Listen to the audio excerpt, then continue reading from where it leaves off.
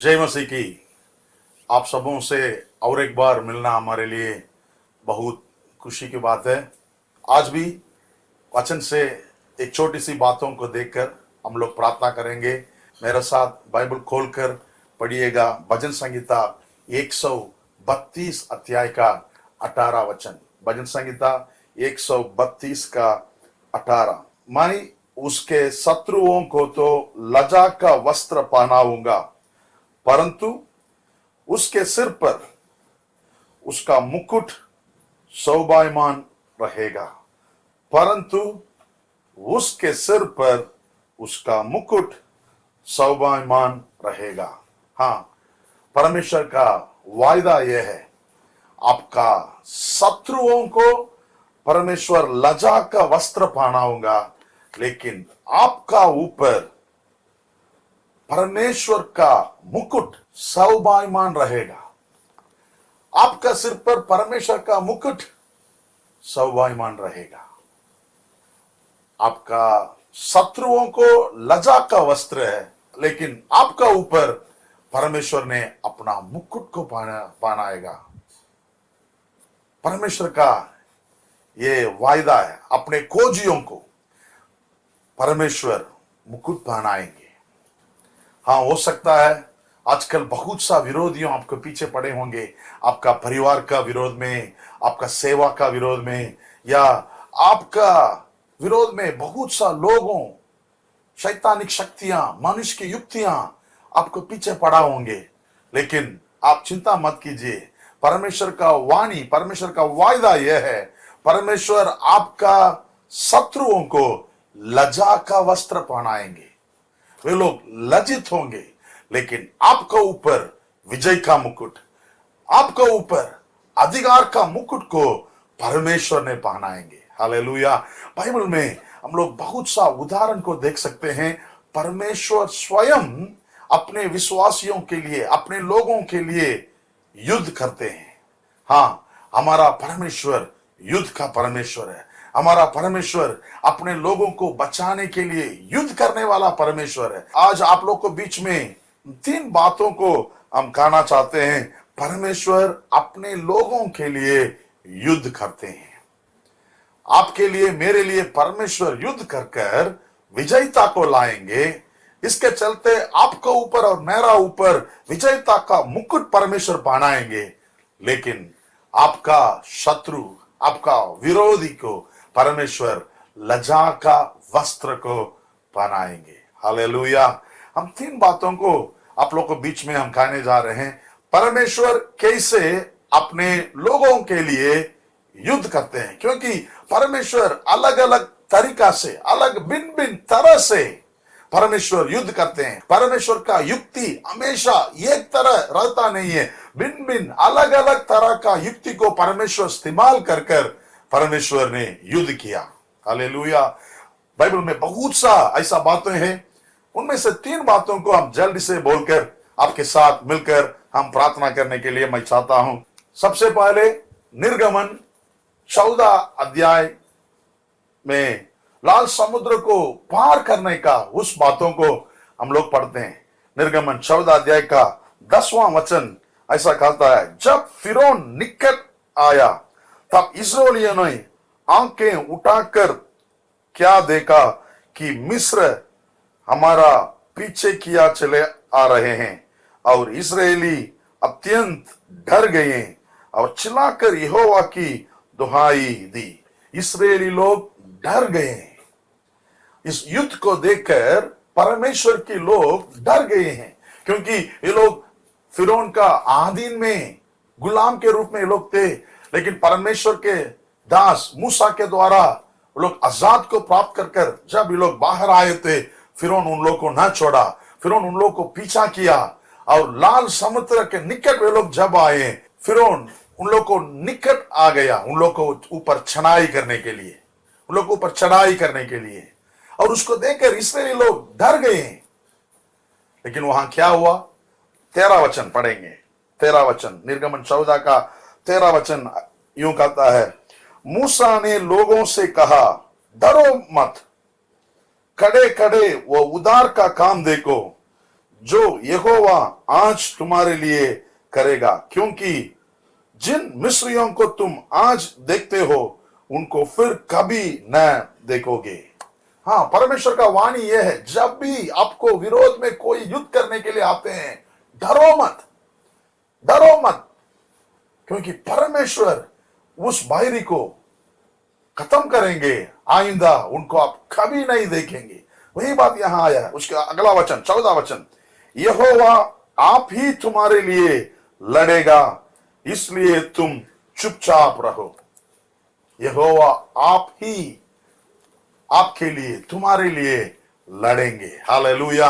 हाँ भाई बहन, ये विश्वास कीजिए, आपको विरोध में फिरौन की जैसा बहुत सा विरोधियों आपको विरोध में खड़े हो सकते हैं। शैतानिक शक्तियां या मनुष्य का युक्तियां आपको विरोध में कार्य कर सकते हैं। डरो मत, चिंता मत करो, आप चुपचाप खड़े रहो। परमेश्वर आपके लिए युद्ध करेंगे, परमेश्वर आपके लिए युद्ध करेंगे।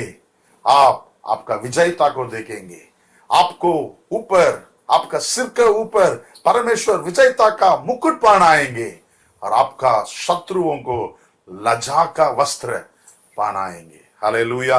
यहां हम लोग लगातार पढ़ के देखेंगे तो 28 वचन, निर्गमन 14 का 28 वचन ऐसा कहता है, और जल के पलटने से जितने रथ और सवार इसराइलियों के पीछे समुद्र में आए थे, वे सब वरन फिरौन की सारी सेना उसमें डूब गई और उसमें से एक भी न बचा। शत्रुओं में से एक भी न बचा। हाँ भाई बहन, जब परमेश्वर आपके लिए युद्ध करेंगे, शत्रु का कंप्लीट वॉश आउट करेंगे, उनमें से एक भी न बचा। आज हम आपको उत्साह दिलाने के लिए मैं चाहता हूं, परमेश्वर आपका शत्रु को लज्जा का वस्त्र पहनाएंगे और आपके लिए, आपको ऊपर विजयता का मुकुट को पहनाएंगे। और यहां हम लोग ने देखे हैं परमेश्वर का युद्ध का तरीका यह है, परमेश्वर स्वयं युद्ध किया, परमेश्वर आप ही युद्ध किया। आपको चुप रहना पड़ा, यहां इस्राएली लोगों को चुप रहना पड़ा, चुप खड़े रहना पड़ा। परमेश्वर ने स्वयं युद्ध किया और विजेता को देखा। वैसे ही हम दूसरा उदाहरण को बोल सकते हैं, दूसरा इतिहास 14 अध्याय 8 से लेके 12 वचन तक हम लोग पढ़ के देखेंगे। आसा राजा का विरोध में इथियोपिया का राजा युद्ध करने के लिए आया। आसा के पास कम सेना ही थे, लेकिन इथियोपिया राजा के पास दुगुना ज्यादा सूरवीर सेना थे। लेकिन आसा ने प्रार्थना किया और परमेश्वर ने आसा को विजेता को दिया। 11 वचन में हम लोग ये पढ़ते हैं, तब आसा ने अपना परमेश्वर यहोवा को यूं दुहाई दी, हे यहोवा, जैसे तू सामर्थ की सहायता कर सकता है, वैसे ही शक्तिहीन की भी, हे हमारा परमेश्वर यहोवा, हमारी सहायता कर, क्योंकि हमारा भरोसा तुझ पर है। जब आसा ने परमेश्वर को ऊपर भरोसा रखकर प्रार्थना किया, परमेश्वर ने आसा को विजयता किया और उनको विरोधी को लज्जा का वस्त्र को पहनाया। हालेलुया। हम ये खाना चाहते हैं, परमेश्वर भिन्न भिन्न तरह से युद्ध करते हैं आपको विजयता को देने के लिए। उसमें से पहली बात यह है, परमेश्वर स्वयं युद्ध करेंगे। God himself will fight for you. He will stand against your enemy. परमेश्वर आप ही आपके साथ, आपका विरोधी को विरोध में युद्ध करेंगे और आपको विजेता को लाएंगे। और दूसरी बात, परमेश्वर कैसा युद्ध करता है, दानियेल 8 अध्याय का 3 से लेके 7 वचन तक हम पढ़ के देखेंगे तो वहां परमेश्वर भविष्यवाणी के बारे में लिखा है, आने वाला दिन के बारे में। एक को विरोध में दूसरों को परमेश्वर ने खड़ा किया, एक राज्य को खत्म करने के लिए दूसरा राज्य को परमेश्वर ने खड़ा किया, उसके चलते वे दोनों खत्म हुए। एक उदाहरण को हम आपके बीच में बोलना चाहता हूं। दूसरा इतिहास 20 अध्याय पहला वचन, इनके बाद मोआबियों और अम्मोनियों ने और उनके साथ कई मुनियों ने युद्ध करने के लिए योसाबात पर चढ़ाई की। योसाबात का ऊपर चढ़ाई करने के लिए मोआबियों, अम्मोनियों और कई मुनियों मिलकर, वे सब मिलकर यहोशापात के विरोध में युद्ध करने के लिए आया। तीसरा वचन, तब यहोशापात डर गया और यहोवा की खोज में लग गया। यहां भी देखिए, डर गया यहोशापात, परमेश्वर का दास, वो डर गया लेकिन परमेश्वर को खोजा। जब भी आपका जीवन में आपको विरोध में कोई विरोधी खड़े होते हैं, आप डरने के समय परमेश्वर को खोजिए, परमेश्वर आपको छुड़ाने के लिए आपको मदद करेंगे। यहां भी ऐसा हुआ, यहोशापात डर गया और परमेश्वर को खोजा। 12 वचन, यहोशापात ने विनती कर रहा, देखिए 12 वचन, हे हमारे परमेश्वर, क्या तू उनका न्याय ना करेगा? ये जो बड़ी भीड़ हम पर चढ़ाई कर रही है, उसके सामने हमारा तो बस नहीं चलता और हमें कुछ सूझता नहीं कि क्या करना चाहिए, परंतु हमारे आंखें तेरी ओर लगी है। यही यहोशापात का प्रार्थना है, हे प्रभु, हमें कुछ सूझता नहीं, क्या करेंगे मुझे पता नहीं लगता, लेकिन हमारा आंख आपके ओर लगी है। जब यहोशापात परमेश्वर को ढूंढा, प्रार्थना किया, क्या हुआ? 15 वचन को हम लोग पढ़ेंगे।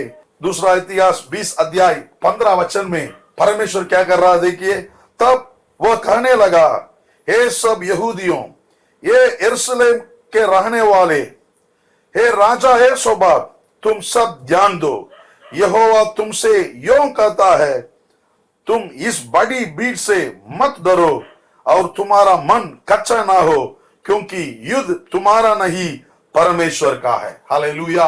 यहां भी देखिए, परमेश्वर कहता है युद्ध तुम्हारा नहीं परमेश्वर का है, इसलिए तुम्हारा मन कच्चा ना हो, तुम दृढ़ता के साथ रहो, तुम हिम्मत के साथ रहो, परमेश्वर तुम्हारे लिए युद्ध करेगा करके यहां नबी ने राजा को और राजा का सब लोगों को यहां भविष्यवाणी दे रहा है।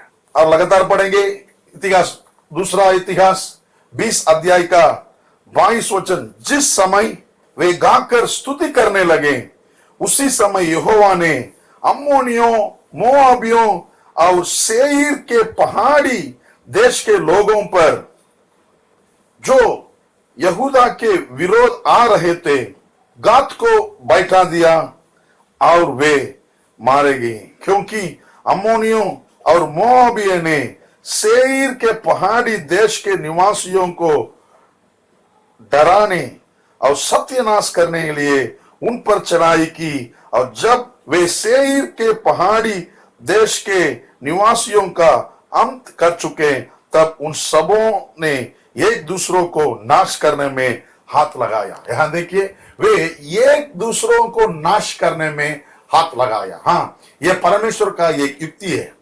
आपको विरोध में 3 पार्टी मिलकर आ सकते हैं, आपको विरोध में कुछ लोग जोड़कर मिलकर आ सकते हैं, लेकिन आप डरिए मत, आप परमेश्वर को देखिए, परमेश्वर ऐसा उपाय करेंगे, वे लोग एक दूसरों में हाथ लगाएंगे, आप विजयता को प्राप्त करेंगे। 24वां वचन पढ़ेंगे, यहां क्या लिखा है, देखिए, जब यहूदियों ने जंगल की चौकी पर पहुंचकर उस भीड़ की ओर दृष्टि की, तब क्या देखा कि वे भूमि पर पड़े हुए शव है और कोई नहीं बचा। देखिए, यहां भी कोई नहीं बचा, एक व्यक्ति भी नहीं बचा।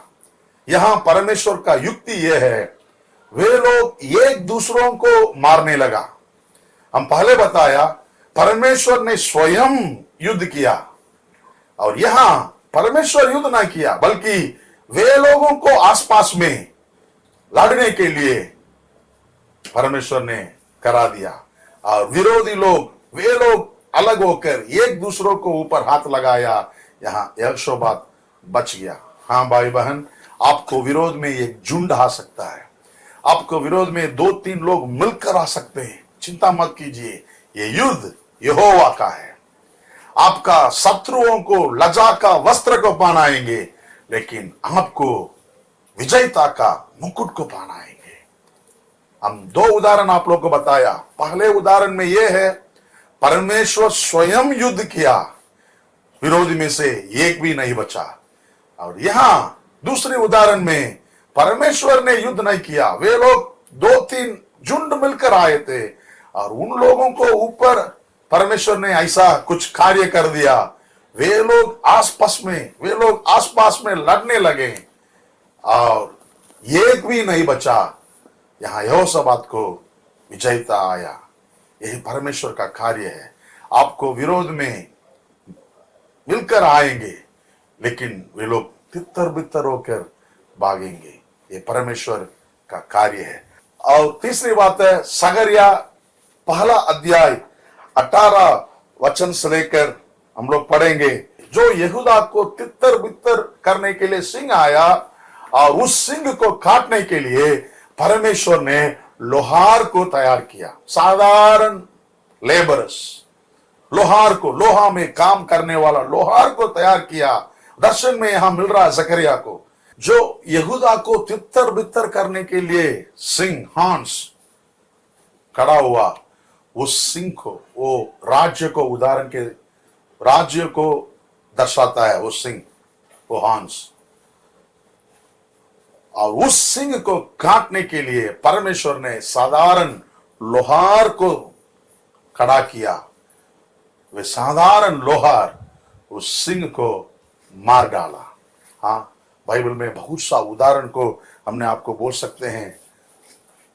पहला सिंह नेबुकदनेस्सर, बाबिलोन का राजा, उस बाबिलोन का राजा नेबुकदनेस्सर को शाद्राक, मेशक, आबेदनेगो, एक साधारण 3 यहूदी पुरुष उस राजा का अधिकार को काट डाला, मार डाला।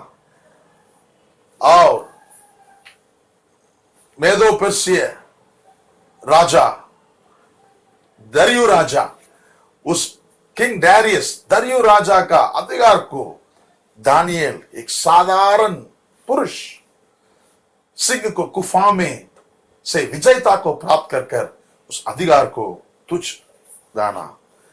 और रोम का सिंह, रोम अधिकारी, रोम का राजा सीसर, उस राजा का अधिकार को साधारण प्रेरित पत्रस, याकूब, और वे लोग उनको ऊपर विजयता को प्राप्त किया।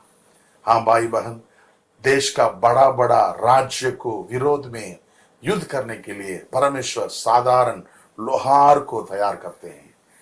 हम 3 तरह से परमेश्वर युद्ध करता करके आपसे कहा।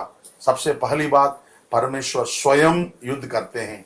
और दूसरी बात, परमेश्वर विरोधी लोग आसपास में लड़ने के लिए कुछ कार्य करा देते हैं। और तीसरी बात, परमेश्वर साधारण पुरुषों को खड़ा करता है, गिदियोन की जैसा, साधारण लोगों को, देबोरा का जैसा साधारण लोगों को तैयार करते हैं, दाऊद की जैसा साधारण लोगों को परमेश्वर तैयार करते हैं, और वे लोग परमेश्वर के लिए युद्ध के कार्य को करते हैं। हाँ, अंतिम में हम एक वचन पढ़कर अंत करना चाहते हैं। यशायाह नबी के किताब 41 अध्याय 12 वचन में ऐसा लिखा है। यशायाह नबी के किताब 41 अध्याय 12 वचन, जो तुझसे लड़ने हैं उन्हें ढूंढने पर भी तू न पाएगा, जो तुझसे युद्ध करने हैं वह नष्ट होकर मिट जाएंगे। आपको विरोध में जो आए हैं उनको ढूंढने से भी आप ना पाएंगे, और जो आपको विरोध में युद्ध करने के लिए आते हैं वे लोग नष्ट हो जाएंगे। जो वचन हम पहला पढ़े थे, उस वचन को हम याद दिलाने के लिए मैं चाहता हूं। परमेश्वर आपका शत्रुओं को लज्जा का वस्त्र को पहनाएंगे, लेकिन आपको विजयता का मुकुट को पहनाएंगे। हाँ, आपका युद्ध को परमेश्वर करने के लिए चाहते हैं। आप युद्ध करने के लिए जरूरत नहीं। आप डरिए मत, आप चिंता मत कीजिए, आप रोइए मत। आपको विरोध में एक व्यक्ति आ सकते हैं, या एक झुंड आ सकते हैं, या एक बहुत बड़ा राज्य आ सकते हैं। चिंता मत कीजिए, परमेश्वर स्वयं युद्ध करेंगे। परमेश्वर विरोधियों को आसपास में लड़ने के लिए कार्य करेंगे, और परमेश्वर साधारण लोहार को तैयार करेंगे, साधारण व्यक्तियों को तैयार करेंगे। वे लोग युद्ध कर कर परमेश्वर के लिए विजयता को लाएंगे। आइए हम प्रार्थना करें। प्यारे प्रभु जी, हम धन्यवाद देते हैं इस समय में जितना भी भाई बहन लोग विरोधियों को सामना करते हैं, परमेश्वर उन भाई बहन को आप छुड़ाने के लिए मैं प्रार्थना करते हैं। प्रभु जी, आपका वचन सत्य है, आपने ये वायदा किया, युद्ध मेरा है, तुम शांत रहो करके। हाँ परमेश्वर, हम शांत रहकर आपका द्वारा आने वाला विजयता को प्राप्त करने के लिए अनुग्रह दीजिए, आशीष कर। सारे इज्जत आदर महिमा आपको देते हैं, यीशु के नाम से इस विनती को मांगते हैं, आमीन। हाँ भाई बहन, चिंता मत कीजिए, युद्ध परमेश्वर का है, विजय आपका है, और आपका शत्रु को लजा है। God bless you.